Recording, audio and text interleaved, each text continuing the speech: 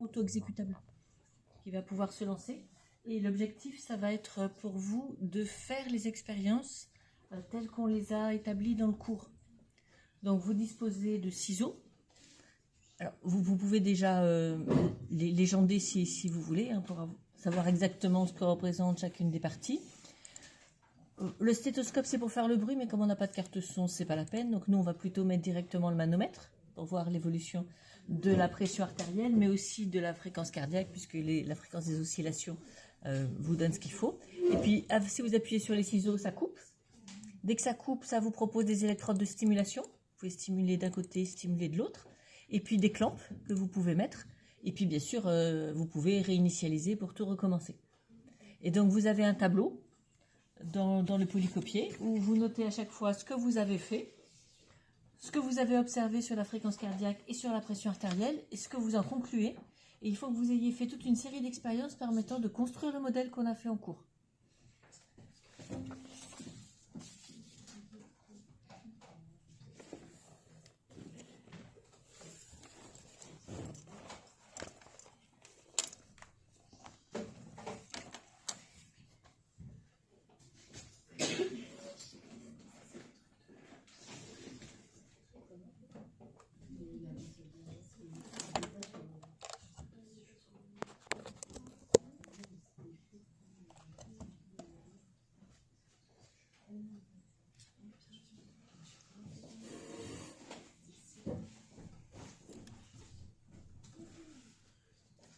Donc la première expérience à faire, c'est de modifier la pression droite sinus carotidien, observer l'augmentation de fréquence cardiaque réversible.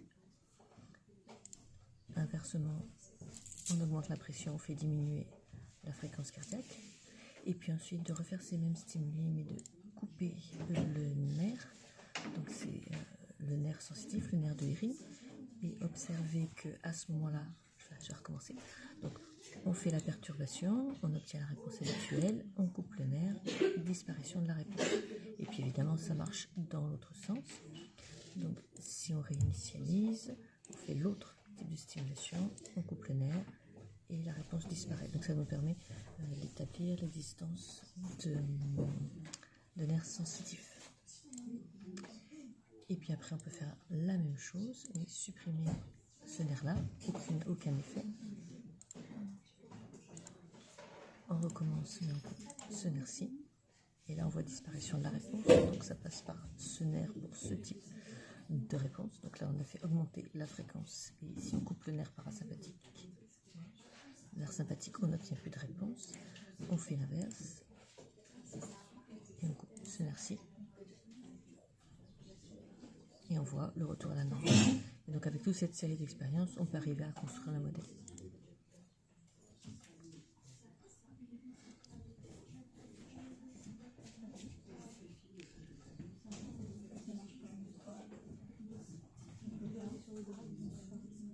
Si vous ne pouvez pas aller sur le drive, vous mettez Ribulpan, Santino et il existe en ligne cette animation.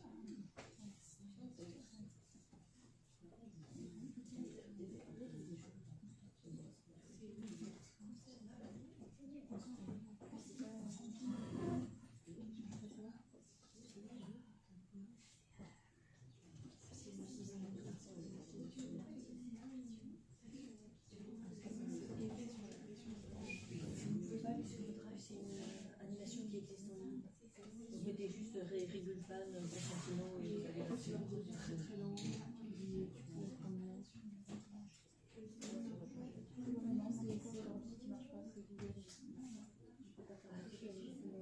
Là aussi, il est super lent. Est-ce qu'il va marcher dans 5 minutes? Commencez sur le téléphone.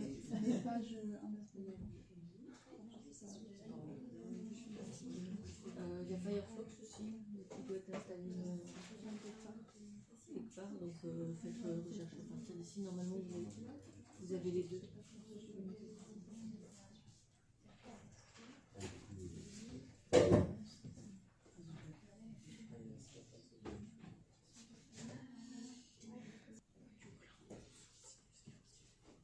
Donc votre objectif avec cette animation, c'est de démontrer qu'il existe une boucle de régulation. Donc ça veut dire qu'il faut avoir toutes les étapes d'une boucle de régulation. montrer qu'il y a un paramètre régulé, montrer qu'il y a un système de détection, des éléments de transmission des informations détectées à un centre de contrôle, que le centre de contrôle renvoie des informations motrices qui vont agir sur un effecteur et avoir une action correctrice. Donc ici, il y a déjà certains éléments qui sont fixés, hein, puisque le seul effecteur qu'on nous propose ici, c'est le cœur. Donc ça va faire partie déjà de notre démonstration. On sait qu'il faut que ça agisse sur le cœur. Et donc parmi tout ça, eh bien, il faut faire des expériences une par une pour démontrer déjà qu'il existe une boucle de régulation. Donc votre première étape, ça va être de démontrer que la pression artérielle est bien régulée. Donc perturbez-la à l'aide des clampes pour montrer qu'effectivement la pression artérielle peut être modifiée et que dès que vous la modifiez, il y a une action correctrice qui est effectuée par le cœur. Donc ça va être notre première expérience. Qu'est-ce que je fais? Je mets des clips, je mets des clampes, et quand je mets des clampes, on obtient une modification de la pression artérielle. Donc on obtient une réponse. Et déjà, vous avez une première étape de la démonstration, à savoir que quand vous avez perturbé la pression artérielle, vous avez obtenu un effet sur cette pression artérielle, mais via une modification de la fréquence cardiaque. Donc ici, ce qu'on étudie avant tout comme paramètre de contrôle, c'est la fréquence cardiaque, puisque ici, on n'a pas le mesure du volume d'éjection systolique, on ne peut pas mettre en évidence un contrôle sur le volume d'éjection systolique. Donc ça, c'est vraiment la toute première expérience à faire, montrer que la régulation existe. Avant d'essayer de savoir comment elle existe, il faut déjà montrer qu'elle existe. C'est juste le système de clamp qui nous permet de voir qu'il y a une régulation. Ensuite, première étape, vous voulez montrer qu'il y a un détecteur. Donc, il s'agit ici de démontrer qu'en fait, ce sont les sinus carotidiens qui sont les détecteurs. Donc là, de toute façon, on nous propose de mettre des clamps que sur les sinus carotidiens. Donc, forcément, c'est le seul élément de détection qu'on nous propose. Et qu'effectivement, chaque fois qu'on change la pression, donc si je mets un clamp au-dessus, puisque le sang ne passe pas et qu'il s'accumule, eh bien, je fais augmenter la pression dans le sinus carotidien et j'obtiens une diminution de la fréquence cardiaque. Et puis inversement, si j'empêche le sang d'arriver au sinus carotidien, ça fait une diminution dans le sinus et on obtient comme réponse une accélération cardiaque. Donc on peut dire que le détecteur dans ce système, ce sont les sinus carotidiens. Alors on pourrait avoir on pourrait refaire l'expérience en clampant ici sur l'aorte. Alors bien sûr ça ne peut pas durer très longtemps, hein, mais en clampant sur l'aorte, on obtient aussi des réponses. Donc là, c'est ce qui est absent de ce modèle. Il n'y a pas les récepteurs aortiques. Ensuite, il faut montrer qu'il y a une transmission des informations sensorielles depuis les sinus carotidiens jusqu'au centre de contrôle. Donc pour savoir dans quel sens fonctionne un nerf. Donc il peut fonctionner de la périphérie vers le centre, vers le système nerveux central, ou du système nerveux central vers la périphérie. Donc c'est pour ça que quand vous coupez, on vous a proposé des électrodes de stimulation des deux côtés. Donc on va appeler le bout périphérique celui qui est en contact avec les organes autres que le cerveau et la moelle épinière, et on va appeler bout central la portion du nerf qui va vers le système nerveux central.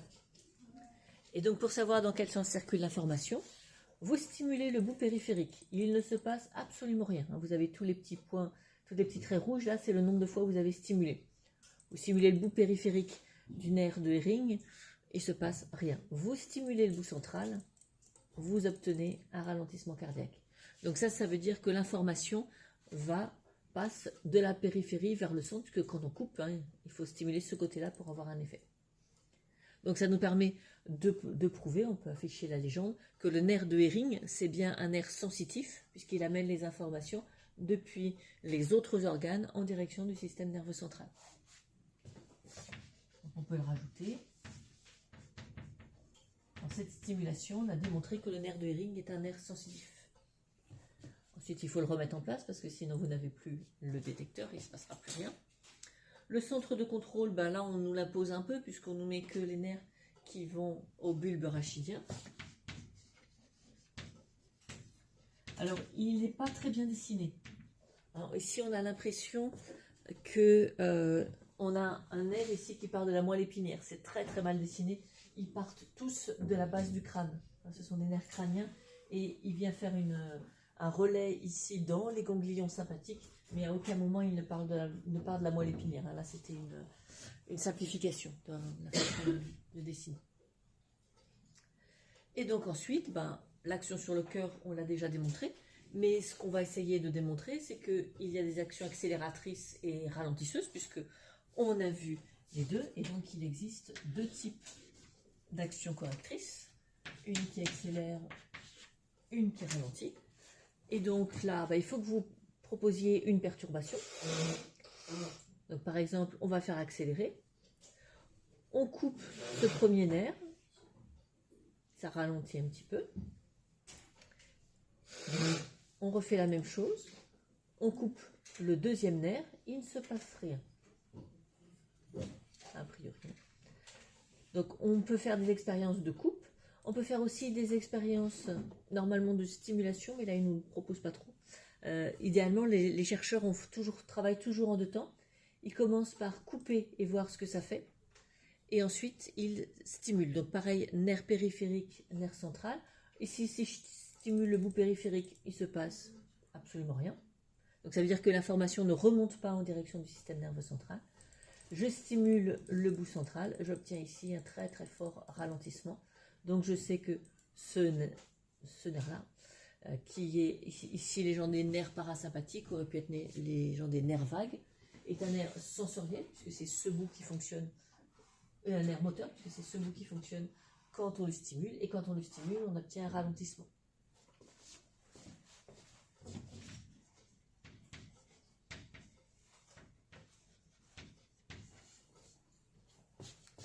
Et puis si on réinitialise et qu'on coupe l'autre, on va faire la même expérience. Stimulation du bout central, il ne se passe rien. Stimulation du bout périphérique, on obtient quelque chose. Donc c'est bien un nerf moteur aussi. On obtient une accélération. Donc ça, on obtient une accélération par le nerf qui est légendé comme étant nerf sympathique. Voilà.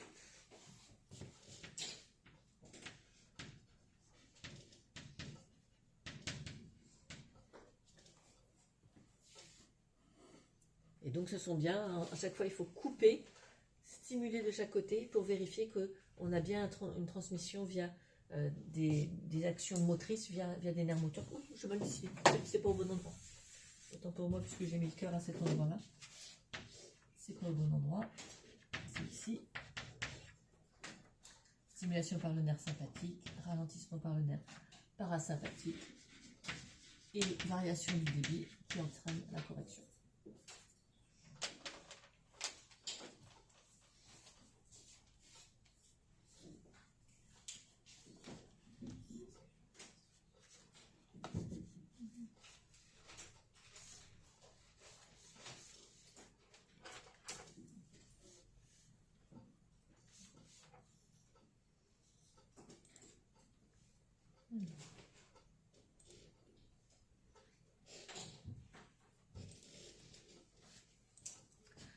Donc ici, on va vérifier que la simulation fonctionne correctement. Si vous coupez au repos, sans rien faire, on n'a pas perturbé, vous coupez le nerf parasympathique, vous obtenez une petite accélération. On avait dit en cours que dès qu'on sort le cœur de la cavité générale, il accélère parce que le système parasympathique est actif tout le temps. Vous le retrouvez sur cette animation, puisque en coupant au repos, on obtient effectivement une petite accélération qui est due au rythme de base, à un rythme propre. Parce que si vous voulez activer le nerf sympathique, il faudra vraiment venir le stimuler, c'est encore autre chose.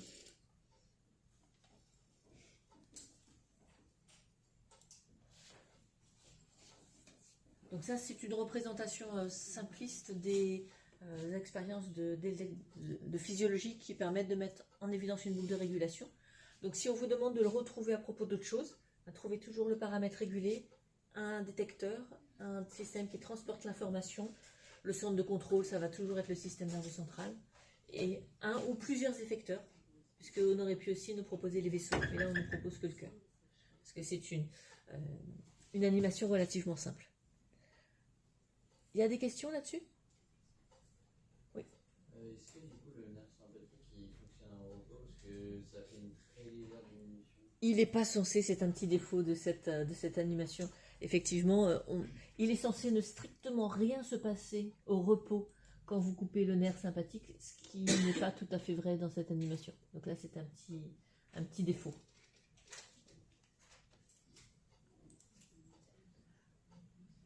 Donc cette expérience, c'est, on va dire, un petit peu simpliste. Donc ce qu'on va faire, c'est qu'on va aller ensuite vers quelque chose là, de beaucoup plus élaboré, qui est le logiciel RAD-CVS. Donc CVS pour cardiovasculaire. Donc si vous avez envie de refaire le TP chez vous, il est libre de droit, vous pouvez le télécharger sans problème. Il vous demande un nom au début, on s'en fiche, hein, ça n'a vraiment aucune importance. Donc celui-là, il est fait pour les étudiants en médecine. Donc il est beaucoup plus élaboré, parfois peut-être un tout petit peu trop pour ce que nous avons besoin, mais du coup, il est relativement intéressant. Donc il vous demande au démarrage, là en bas, est-ce que vous voulez un rat normal ou est-ce que vous voulez un rat pour lequel on a coupé la connexion entre la moelle épinière et le cerveau? Pour nous, ça ne changera pas grand-chose, mais mettez plutôt un rat pour lequel on a coupé parce que ça évite des rétroactions et c'est plus simple pour nous à interpréter. Mais ça ne va pas changer grand-chose si vous oubliez de cocher ce choix. Et donc, vous avez tout un menu. Dans le premier menu, on vous propose toutes les drogues que l'on peut injecter dans l'organisme. Ensuite, la deuxième colonne, nous, on ne va pas l'utiliser du tout. C'est justement pour ceux qui travaillent en pharmacie, des drogues inconnues. Et d'après ce qu'ils font, c'est à eux de retrouver ce que ça fait. Des stimulations de nerfs. Donc là, on espère retrouver ce qu'on a vu dans l'animation précédente. Et puis, on peut regarder différentes choses. Donc, la première ligne, c'est la pression artérielle, ce qu'on souhaite. La pression dans le ventricule. Donc ça, c'est bien parce que ça va nous donner des idées de la force de contraction cardiaque. Les veines, nous, on ne va pas s'y intéresser, puisqu'on a dit qu'on négligeait tout le contrôle de la pression artérielle dans les veines. La force de contraction cardiaque et la fréquence cardiaque. Donc vous pouvez enlever la pression dans les veines, ça ne nous intéresse pas.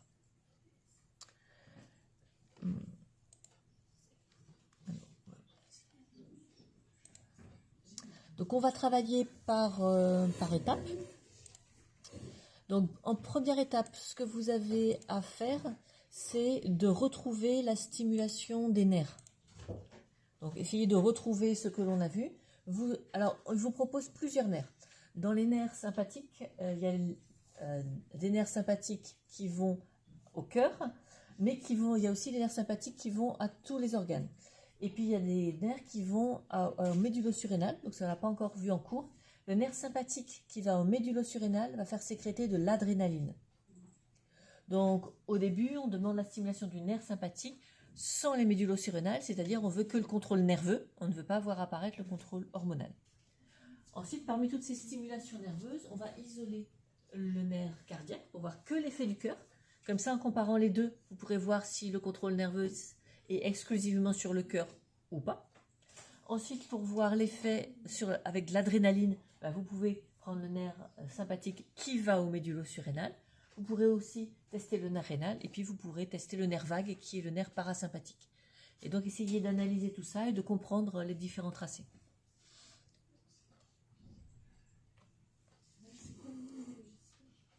RAD-CVS. Non, vous l'avez sur l'ordinateur lui-même.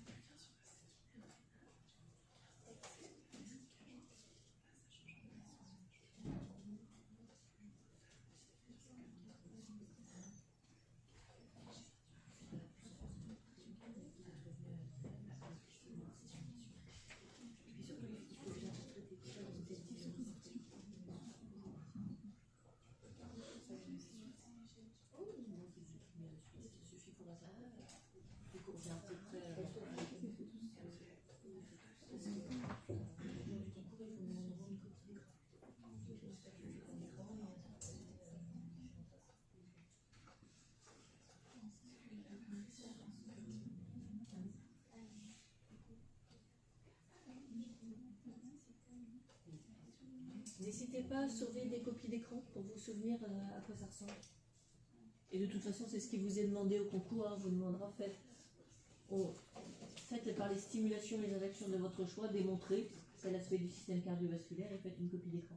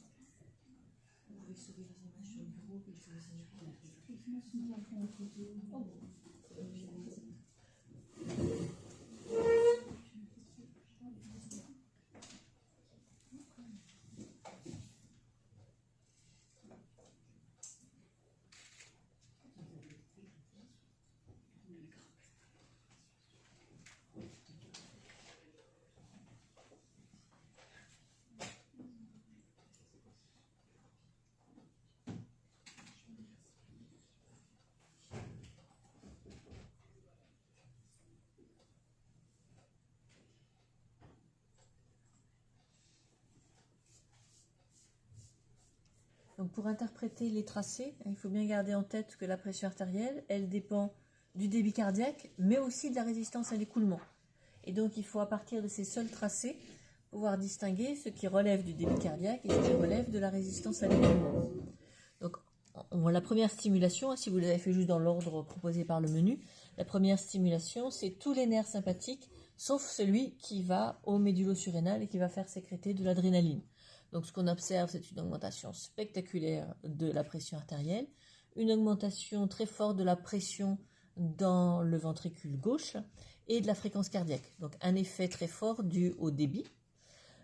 Et la question qu'on se demande, c'est y a-t-il aussi une contribution de la résistance périphérique? Donc pour savoir, on va comparer à la stimulation du cœur tout seul. Du coup, on n'aura que la contribution cardiaque. Quand on n'a que le cœur tout seul, on voit une augmentation de fréquence.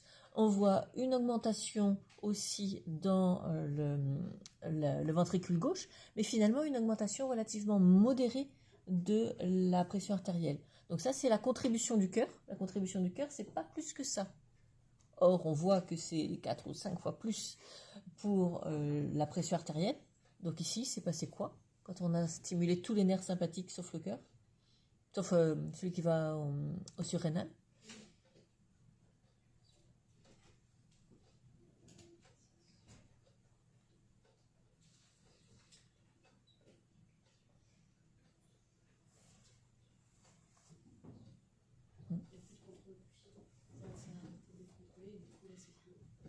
Ah non, il y a toujours un contrôle. La pression artérielle est toujours contrôlée, c'est juste que vous stimulez des nerfs au milieu de ce contrôle, c'est tout.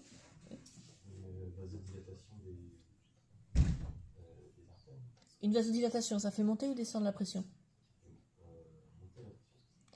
Vasodilatation, tu réduis la résistance à l'écoulement, d'après Poiseuil? Ça diminue. Donc c'est une vasoconstriction. Et une vasoconstriction massive, hein, pour avoir une telle augmentation de la pression artérielle, on a une vasoconstriction massive. Donc là, cette stimulation des nerfs sympathiques, nous, c'est plus à notre programme, c'est ce qu'on voit lors d'une hémorragie. Lors d'une hémorragie, on va avoir tous les nerfs sympathiques, sauf celui qui va au médulo-surrénal, qui s'active. Donc on voit une petite contribution cardiaque. Ça, c'est celle que nous, on verra dans le sport. Mais on voit surtout une énorme contribution des vaisseaux. Tous les vaisseaux se mettent en vasoconstriction, ce qui va permettre de faire remonter la pression artérielle malgré l'hémorragie. Donc cette situation de stimuler tous les nerfs sympathiques, sauf la médulo-surrénale, c'est vraiment en cas d'hémorragie. Pour le sport, nous, ce sera plutôt celui-là que le nerf sympathique cardiaque, avec donc une petite augmentation de pression artérielle. Ça, c'est quand on démarre le sport. Et puis plus tard, c'est cette autre stimulation, c'est le nerf sympathique, mais qui va au médulo-surrénal. Et donc là, ce que vous voyez, c'est toujours une petite augmentation de fréquence cardiaque, une petite augmentation dans le ventricule gauche, mais l'augmentation qu'on voyait précédemment avec la stimulation du nerf cardiaque est beaucoup, beaucoup plus faible. Donc ça, c'est ce qu'on est en train d'étudier en cours, c'est que lors du sport, il y a des secteurs en vasoconstriction, mais il y a surtout des secteurs en vasodilatation. Et donc, globalement, l'augmentation de débit est compensée par des vasodilatations, notamment vers les muscles striés-squelettiques. Donc, la situation, juste le cœur, c'est le début du sport, première minute, et ensuite, stimulation des médulo-surrénales, c'est le reste de l'activité sportive. Stimulation de l'artère rénale, bon, vous voyez que ça n'a pas énormément d'effet, donc c'est pour ça que nous, on va le négliger complètement. Et puis, le nerf parasympathique, vous retrouvez, comme on s'y attend, que ça ralentit la fréquence cardiaque et que donc ça va diminuer la pression artérielle en réduisant la fréquence cardiaque. Et puis, si vous voulez faire un malaise vagal, vous stimulez de très, très, très nombreuses fois ce nerf parasympathique et le cœur ralentit. Mais en fait, vous n'arriverez pas à le bloquer parce qu'il va forcément redémarrer. On a parlé ça du système d'échappement, même si le nerf vagal se met à être hyperactif, pour une raison inconnue, il va forcément redémarrer. Au bout d'un moment, le cœur ne répond plus. Donc là, on retrouve un petit peu plus détaillé ce qu'on a vu dans l'animation précédente, où on coupait et on stimulait des nerfs. Mais l'intérêt principal de cette stimulation, c'est que comme elle est faite pour les pharmaciens, on va pouvoir injecter dans la circulation des tas de choses. Donc pour savoir comment ça fonctionne, vous avez... elle est où l'image? Ah, non, elle n'est pas là. Non. Donc on va pouvoir injecter des drogues, mais alors vous ferez attention que tout est injecté, ils ont mis un cathéter, tout est injecté dans la circulation sanguine, y compris les neurotransmetteurs. Donc là, on a quelque chose d'un petit peu artificiel. Bien sûr, on ne peut pas aller injecter les neurotransmetteurs dans les synapses. Donc, ils le font dans la circulation sanguine. Vous savez que tout ce qui est dans la circulation sanguine va passer dans la lymphe interstitielle et donc va se retrouver à proximité des synapses et pourra aussi avoir un effet. Donc, on peut injecter des quantités de neurotransmetteurs qui sont forcément très supérieures à ce qui est dans des synapses, mais ça va pouvoir rentrer quand même dans les synapses. Donc, votre objectif, là, ça va être de démontrer que les nerfs parasympathiques agissent par la noradrénaline et que le nerf parasympathique agit via l'acétylcholine. Donc faites les simulations adéquates pour démontrer quels sont les neurotransmetteurs des systèmes sympathiques et parasympathiques et gardez une copie d'écran.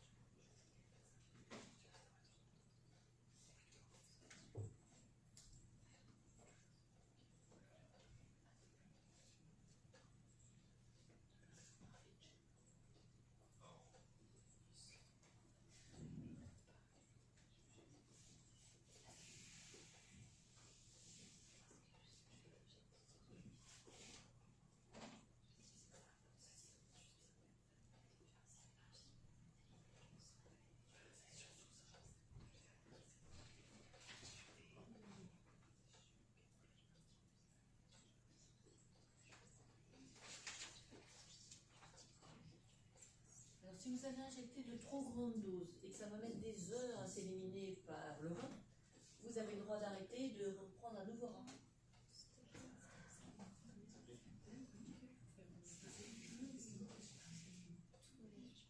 Et ben, tu arrêtes et tu prends un nouveau rein. Ou tu redémarres sur start. Alors, reprends un nouveau rein, c'est l'avantage des simulations. Dans Five, mieux, tu recommences. Je vais reprendre un nouveau rein.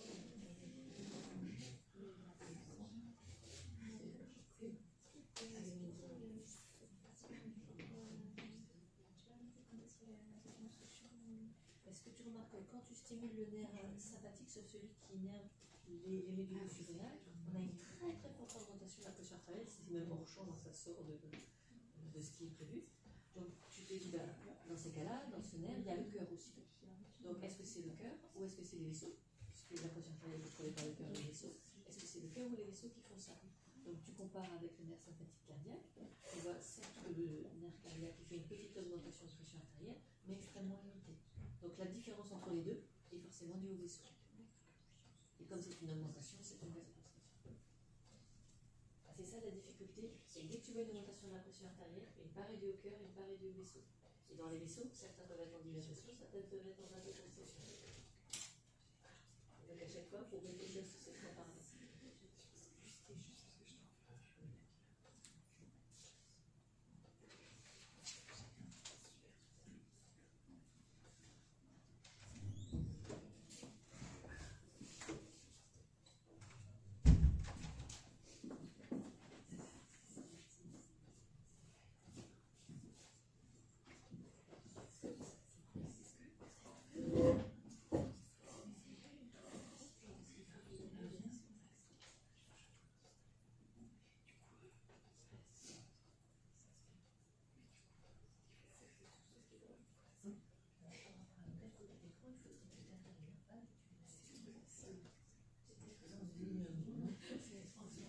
Idéalement, il faudrait qu'il y ait une stimulation du nerf, une injection qui de la quantité de neurotransmetteurs correspondant. Et ça va combien il faut mettre. Mais peut-être. Il faut passer du temps. Ça passe par le rein, ça va prendre du temps.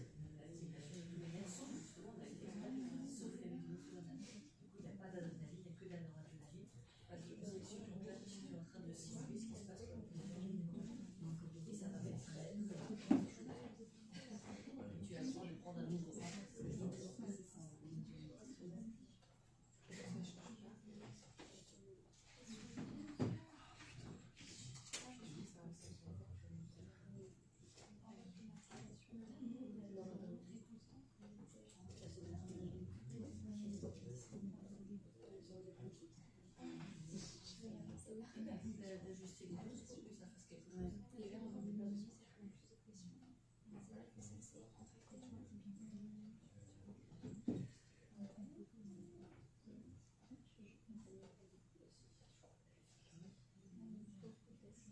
Là, vous avez tenté de faire arrêter le cœur par une injection d'acide acétylcholine et vous avez vu qu'il a quand même une fréquence minimum. Ça phénomène d'échappement.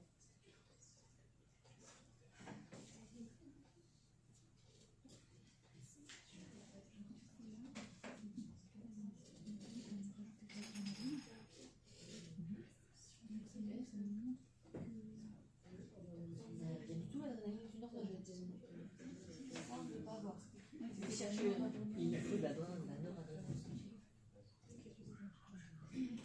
Ça vous est déjà sur une autre étape, montrer que stimuler les médulos surrénales revient à libérer de l'adrénaline.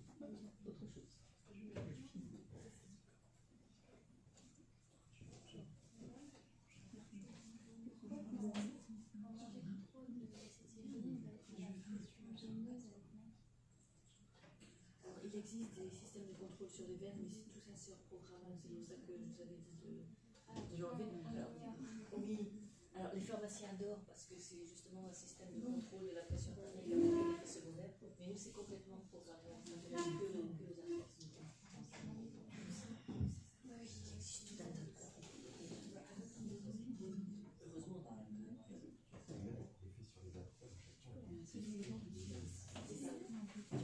C'est-à-dire que si on a une mesure sur le cœur, vous avez la pression artérielle, vous avez les deux, vous donne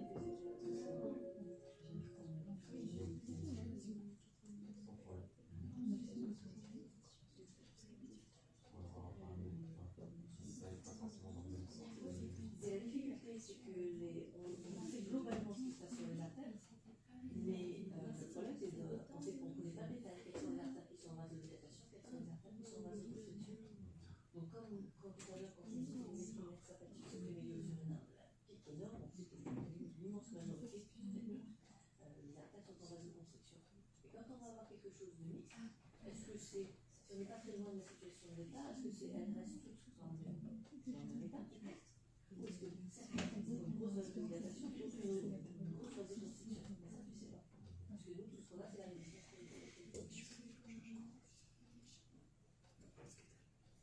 Donc, c'est des expériences individuelles, il faudra prélever chaque organe, tester sur chaque organe, pour savoir si on a de dilatation. Là, on est obligé de se contenter de la science.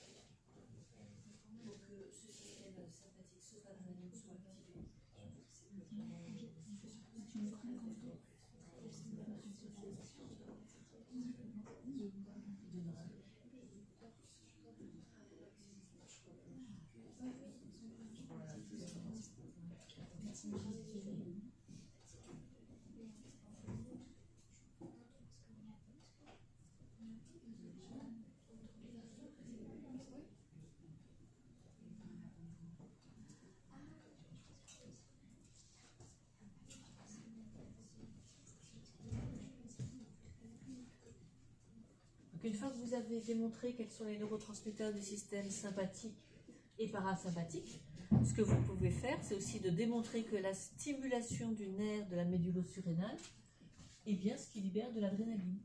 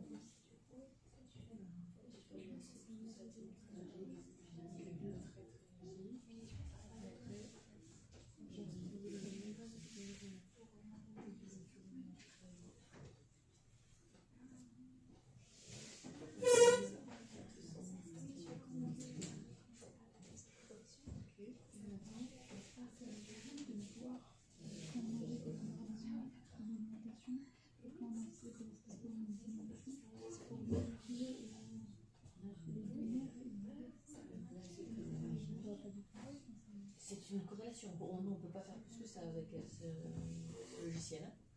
On peut juste dire qu'on arrive à remplacer l'effet de la stimulation du nerf par l'injection d'une molécule. Ce n'est pas une démonstration que ce nerf est gardé à cette molécule.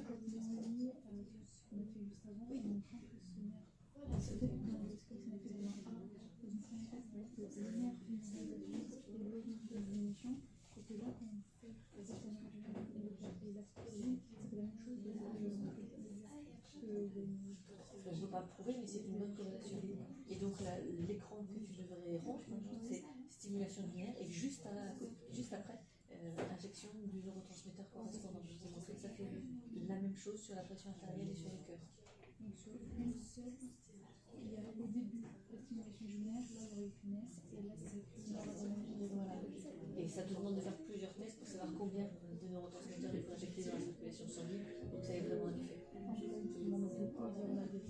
Ben, le problème c'est que si tu exagères trop, par exemple la noradrénaline, tu en mets un petit peu, tu vas juste avoir l'effet cardiaque. On injecte plus, tu vas avoir l'effet sur tous les vaisseaux.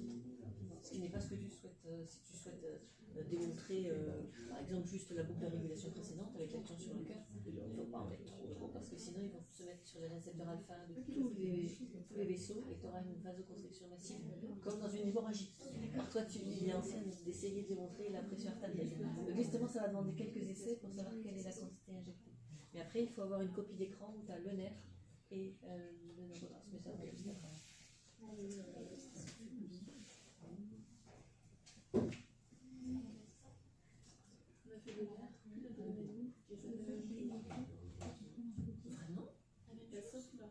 Vraiment? Sauf là, donc il faut interpréter le sauf là.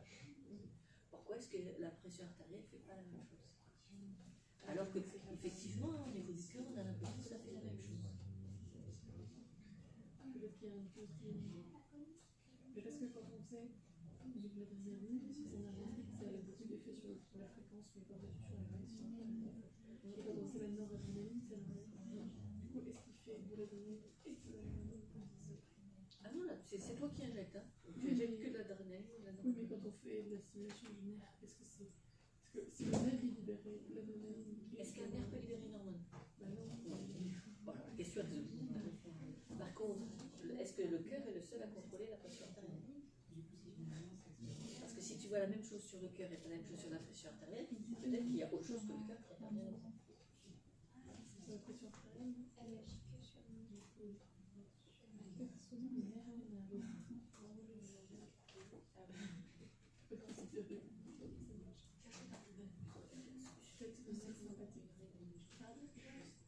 Les gens, vous les avez ici dans options, donc vous pouvez enlever la pression. Pour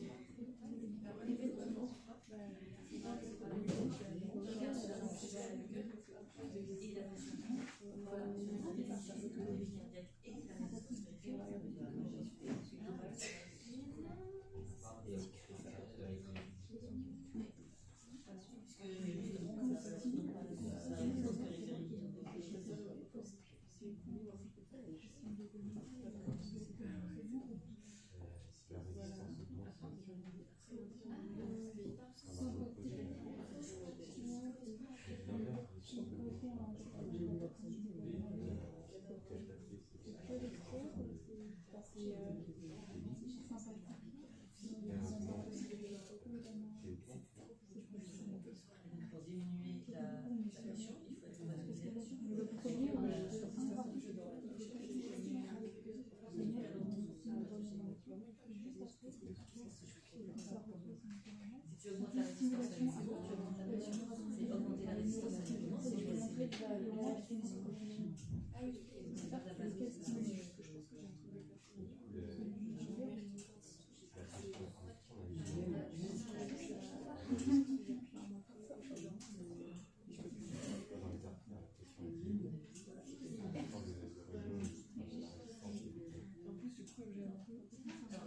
y a deux choses.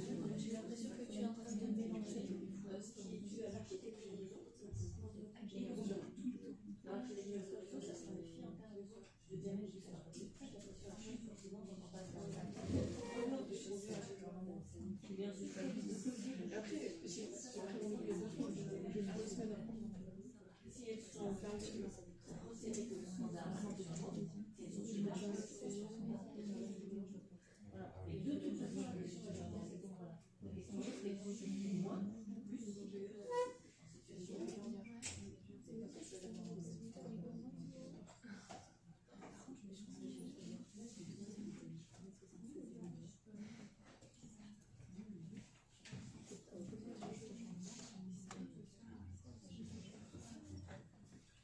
Alors là, le tracé classique qu'on doit rendre pour prouver qu'un neurotransmetteur a la même action que le nerf, c'est d'abord toujours un petit peu de tracé de référence, toujours. Ensuite, une stimulation du nerf. Donc là, on va me montrer que le nerf sympathique qui va au cœur libère de la noradrénaline. Donc on fait une stimulation du système sympathique. Ensuite, on fait une injection de noradrénaline. Donc il va falloir tester un petit peu les quantités. Donc là, la première fois, clairement, j'en ai pas injecté assez puisqu'on ne voit même pas d'augmentation de fréquence cardiaque. 10 microgrammes par kilo, ça ne suffit pas. Donc il faut au moins mettre 50 microgrammes par kilo. Et l'idée étant de montrer qu'on va avoir à peu près la même chose en injectant le neurotransmetteur dans la circulation sanguine, ce qui est totalement artificiel, et en stimulant le nerf. Donc si vous avez pris le nerf cardiaque, ça fonctionne assez bien avec des concentrations autour de 50 microgrammes par kilo. Mais si vous avez pris l'ensemble de tous les nerfs, sauf la médullo-surrénale, là où on a une augmentation très importante de la pression artérielle, il faut mettre des doses bien plus importantes. Parce qu'en fait, cette stimulation de l'ensemble des nerfs sympathiques, sauf celui qui est à la médullo-surrénale, libère énormément de noradrénaline. Donc on n'a pas la même situation. Et nous, comme on est dans le cadre du contrôle du baroréflexe, il vaut mieux prendre le nerf qui va au cœur. Au contraire, si on s'est trompé et qu'on a pris l'adrénaline et qu'on le teste, ce qu'on voit tout de suite, c'est qu'on n'a pas du tout le même effet sur la pression artérielle. Parce que l'adrénaline, elle agit sur le cœur. Elle agit certes sur le cœur de la même façon que la noradrénaline, ça on le retrouve. Mais dès qu'on sort du cœur, donc dès qu'on va regarder la pression artérielle, au contraire, on voit qu'on n'a quasiment pas d'augmentation de la pression artérielle. Ça vous montre que l'adrénaline, elle agit aussi sur les vaisseaux. Et que l'augmentation de pression artérielle qui était due à la libération de noradrénaline, elle n'existe pas via l'adrénaline, parce que l'adrénaline, elle va induire une vasodilatation de certains vaisseaux. Donc oui, elle va augmenter le débit cardiaque, mais ça va être compensé par l'augmentation du diamètre des vaisseaux. Donc ça, c'est la grande différence entre le neurotransmetteur noradrénaline et l'hormone adrénaline. L'hormone adrénaline, elle agit aussi sur les vaisseaux.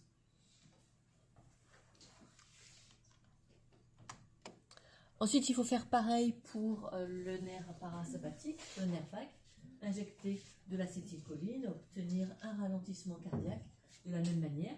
Et puis, si on injecte des quantités très importantes d'acétylcholine qui simulent le fait que, par exemple, le nerf vague est hyperactif, repérez que le cœur redémarre quand même.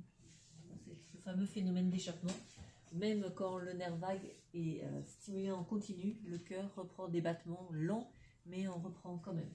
Et puis bien sûr, comme on fait chuter le débit cardiaque, on fait chuter la pression artérielle, mais ça a pris pour rien. On s'y attendait.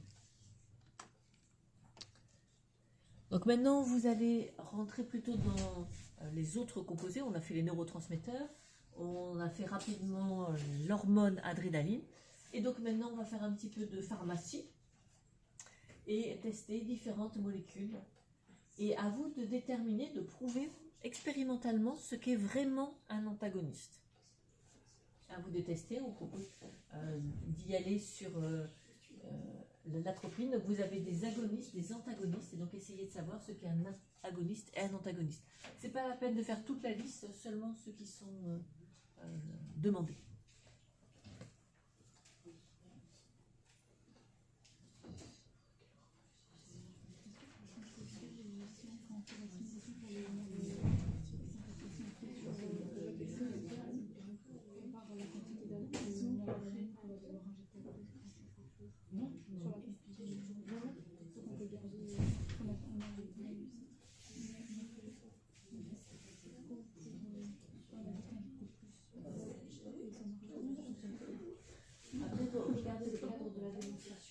Vous impose dans le cas du baroréflexe démontre que, ou si c'est juste démontre que, vous pouvez prendre le nerf. Oui,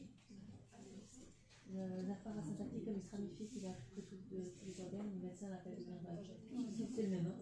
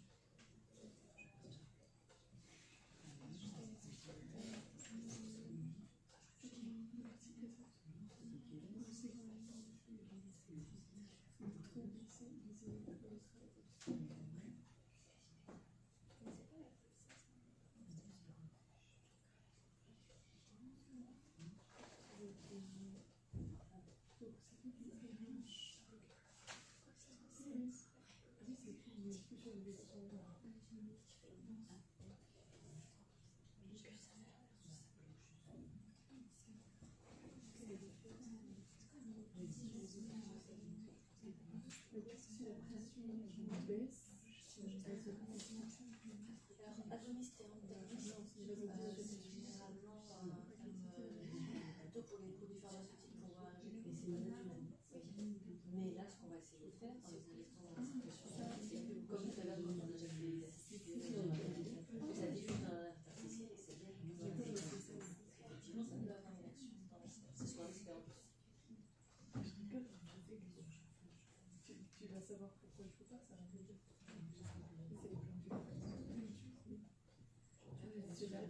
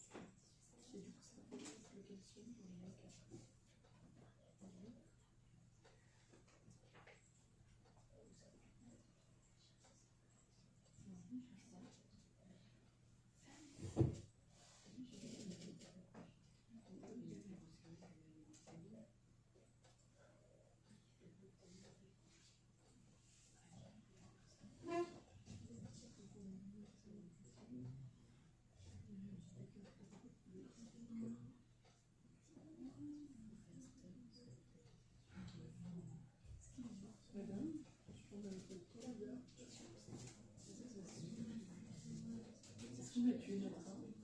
Ce sera marqué, mais je suppose qu'il est en situation critique. On peut voir si on attend tuer comme réponse. Ça dépend, non? Normalement, le vin devrait progressivement éliminer. C'est-à-dire que là, vous avez mis beaucoup. Vous en avez mis trop.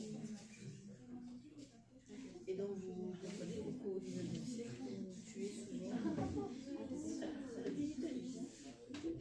Là, il y a un malus quand on a tué son vin.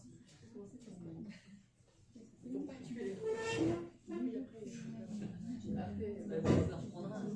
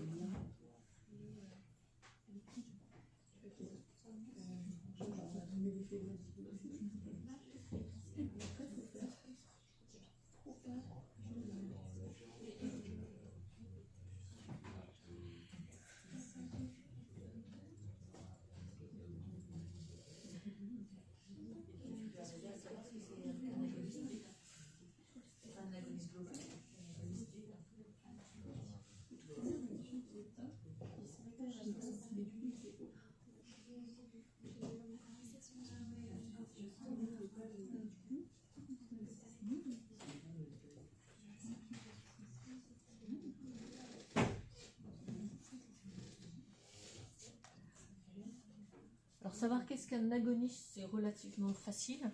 Un agoniste, en fait, c'est une molécule qui n'appartient pas du tout à l'organisme, généralement qu'on a allé chercher vers les plantes qui ont coévolué avec des brouteurs.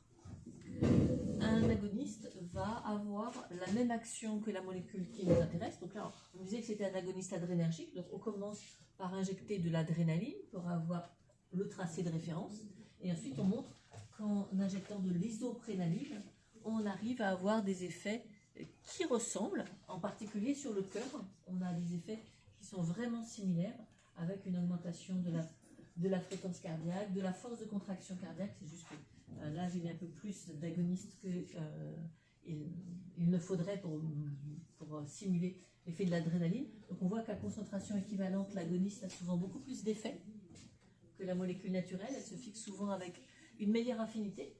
Par contre, quand on regarde en termes de pression artérielle, c'est pas pareil du tout.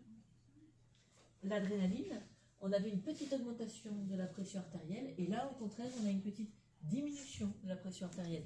Donc ça veut dire que là, on n'a pas un agoniste global. Un agoniste global, il fait la même chose que la molécule naturelle, souvent avec juste une meilleure affinité.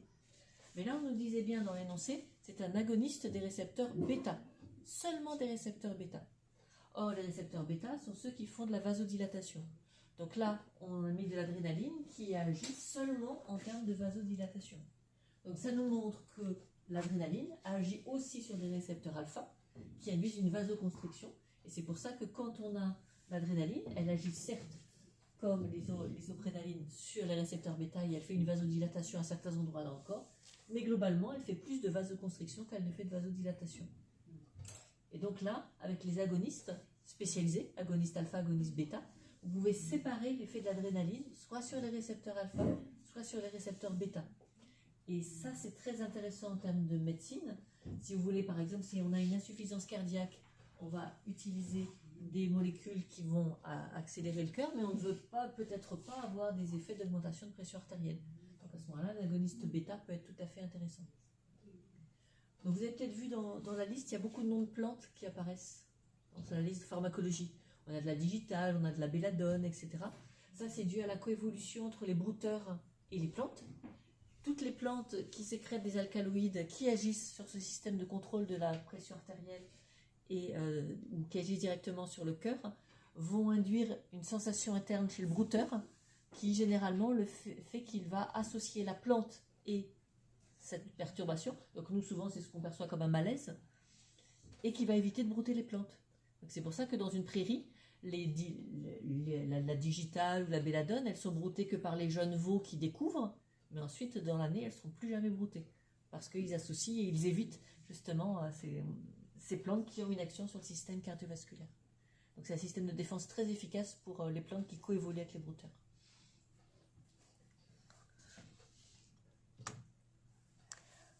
Donc agoniste, c'est relativement simple. Antagoniste, c'est bien plus compliqué. Si vous ne l'avez pas encore fait, démontrez que l'antagoniste n'a pas d'action en lui-même. Donc on commence par un tracé de base, on injecte de l'antagoniste, vous pouvez mettre les doses que vous voulez, il ne se passera rien. L'antagoniste n'a pas d'effet par lui-même. Et c'est ça qui est merveilleux en médecine.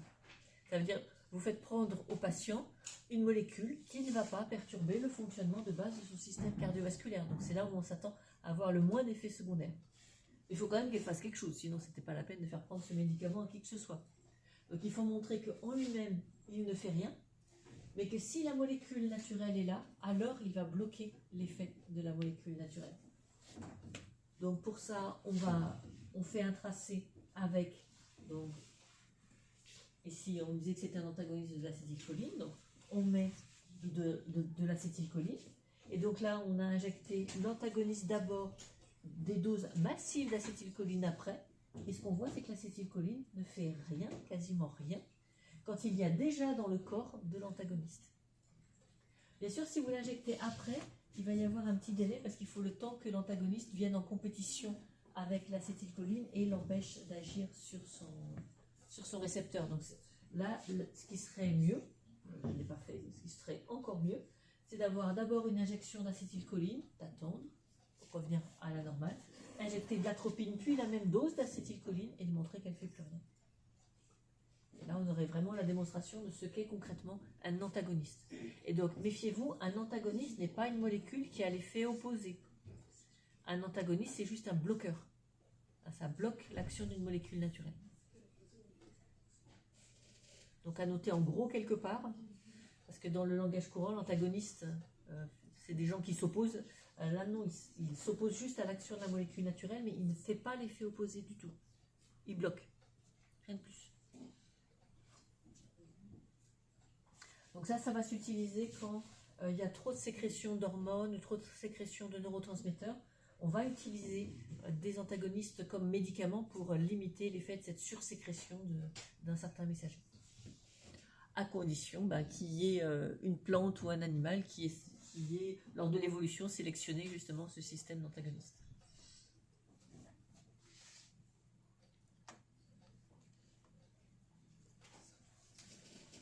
Autre molécule qu'on vous proposait, un messager chimique local.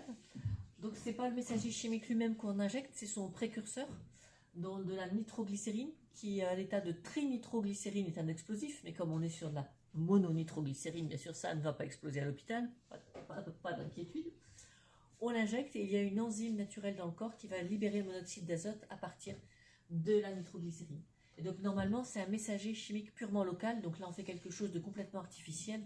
On injecte dans la circulation sanguine des doses massives de ce qui devrait être produit localement. Repérez que le monoxyde d'azote ne fait rien, absolument rien sur le cœur. Est-ce que j'ai un deuxième tracé? Non. Par contre, il fait une chute de pression artérielle.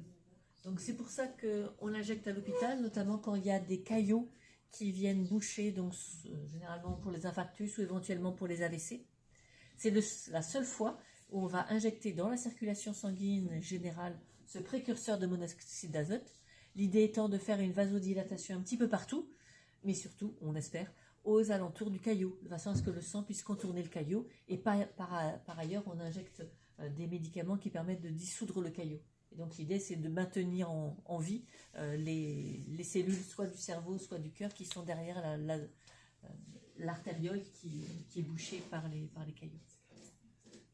Donc ça, c'est vraiment très, très, très, très utile en cas d'infarctus ou d'AVC. Encore dans les alcaloïdes végétaux, la digoxine, donc à partir de la digitale pourpre. Donc on trouve très souvent dans les pâturages, parce que dès qu'on a une zone un petit peu caillouteuse au soleil, la digitale aime bien s'installer. Donc le problème quand on injecte de la digitale, c'est que, enfin, à petite dose ce n'est pas un problème, ça augmente la fréquence cardiaque et la force de contraction cardiaque, pas la fréquence cardiaque. Et donc c'est pour ça qu'à petite dose, elle a été utilisée comme médicament. On utilisait la digoxine pour les gens qui avaient une insuffisance cardiaque pour que le cœur continue à se contracter avec suffisamment de force. Par contre, à très forte dose, elle est toxique et elle peut même créer une mort par arrêt cardiaque, comme certaines ont testé, et ont fait mourir un rat, virtuel, fort heureusement. Donc ça, c'est un petit souci, notamment au moment où on remet les bovins au pré. Les veaux, qui n'ont jamais vu de digital, se mettent parfois à en consommer en trop grande quantité. Il y a des veaux qui meurent en fait de surconsommation digitale. Vous ne verrez par contre jamais les adultes aller manger de la digitale. Ils ont testé quand ils étaient jeunes et ils n'en remangeront plus jamais. Donc les bovins, ils testent une seule fois la digitale, ils apprennent et ils n'en prennent plus. Seulement s'il y a vraiment beaucoup de digital, l'éleveur a intérêt à aller couper la digitale avant de mettre les veaux, parce que sinon ils risquent d'en manger trop avant de pouvoir apprendre justement la connexion entre cette plante facilement reconnaissable et le malaise qu'elle induit. Donc ça vous montre une règle générale. Un alcaloïde végétal à petite dose peut être un médicament, mais à haute dose est mortel.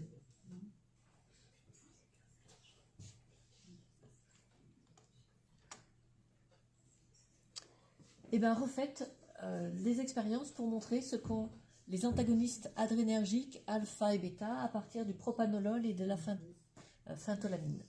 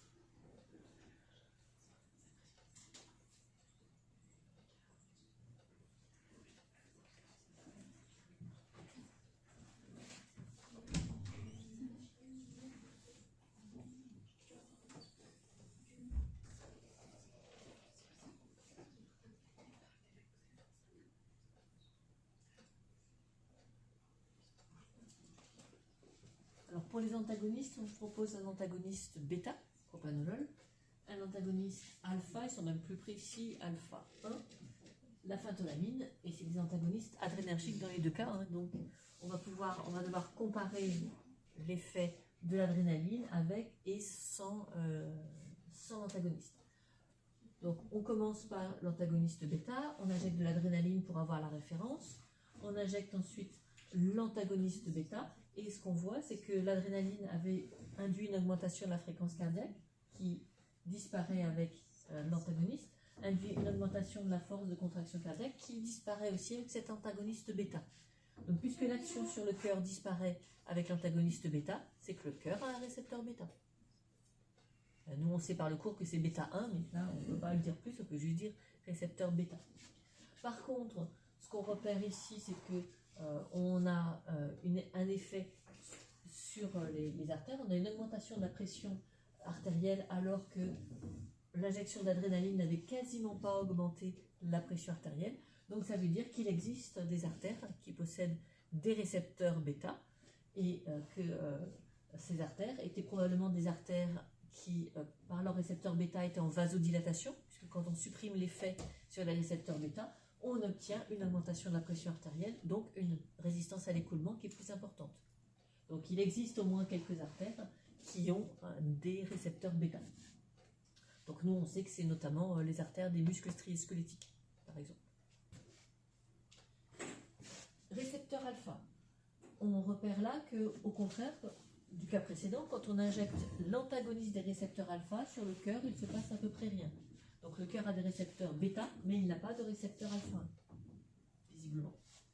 Par contre, on obtient quelque chose de spectaculaire, c'est qu'on a une chute de la pression artérielle, alors qu'on a injecté au préalable de l'adrénaline qui a fait augmenter le débit cardiaque et qu'on a toujours cette augmentation de débit cardiaque.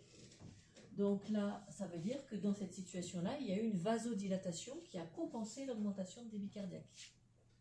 On a mis des antagonistes des récepteurs alpha, donc ça veut dire qu'il y avait des récepteurs, des artères qui étaient en vasoconstriction à cause de l'action de l'adrénaline sur les récepteurs alpha et qui désormais ont fait une vasodilatation. Et donc ça montre que les récepteurs alpha sont des récepteurs qui induisent normalement une vasoconstriction.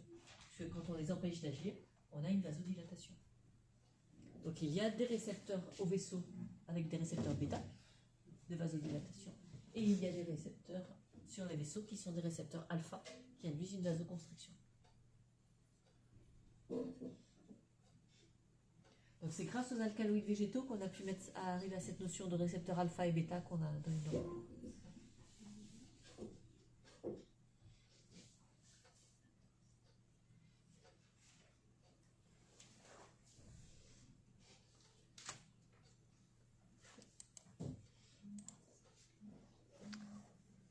Est-ce que vous avez des questions sur tout ce qui est cardiovasculaire?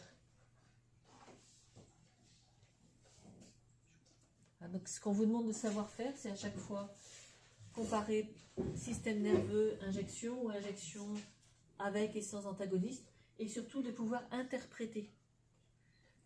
On mesure l'action sur le cœur, on mesure l'action sur la pression artérielle, et vous devez en déduire l'effet sur les vaisseaux.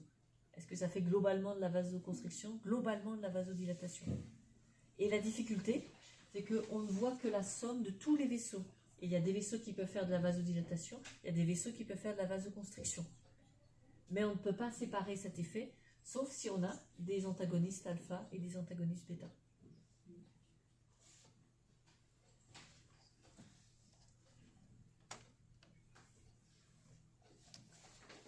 Donc n'hésitez pas à réessayer chez vous en téléchargeant RAD-CVS pour bien comprendre comment on déduit tout ça. On va terminer par le contrôle de l'expression génétique chez les bactéries.